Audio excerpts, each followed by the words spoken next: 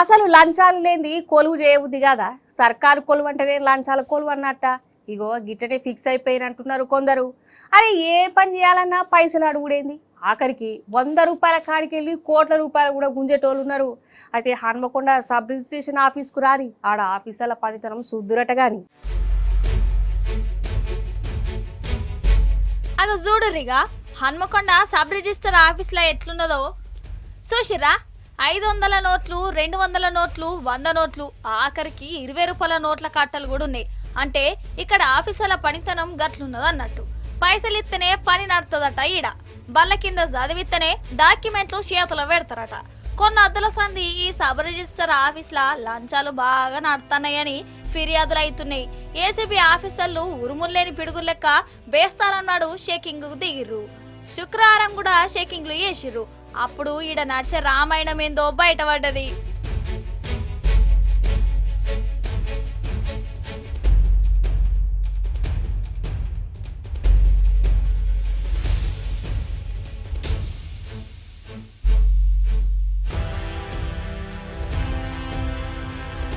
అయితే రిజిస్టర్ ఆఫీస్లా డాక్యుమెంట్లు చేసే పని అయిపోయినా గానీ జనాలకి ఇయ్యరట ఇల్లు.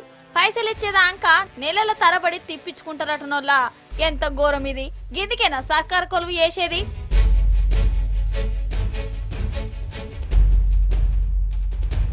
ఇగో ఇంకో దిక్కు ఈ ఆఫీస్లా ఏసీ బోళ్ళు చెకింగ్లు చేస్తుంటే, ఇంకో దిక్కేమో ఇదే బంగ్లాలున్న చిట్స్ శాఖలు వాళ్ళ ఆఫీస్కు తాళం పెట్టి గాయబైపోయిర్రు. అంటే చిట్స్ శాఖలా ఇంకెంత లంచాలు నడుతున్నాయో.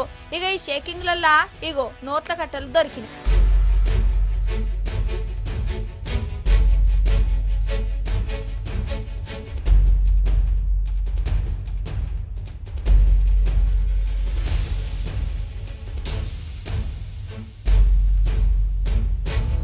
అసలు ఈ లంచాలు తీసుకునేది నాకు అర్థం కాదు. ఓ దిక్కు లంచగొండ ఆఫీసర్లు దొరుకుతూనే ఉన్నారు. అయినా గానీ ఎవ్వరికి కూడా భయం అన్నదే ఉడతలేదోల్లా. దొరకటోళ్ళు దొరుకుతూనే ఉన్నారు, తీసుకునేటోళ్ళు తీసుకుంటూనే ఉన్నారు. 2 ఏళ్ల సందైతే ఈ సర్కారు ఆఫీసులల్లా ఈ లంచాల దందా చాలా ఎక్కువనే అయింది. అసలు వీళ్ళు ఎన్నడు మారుతారో ఏమో పో.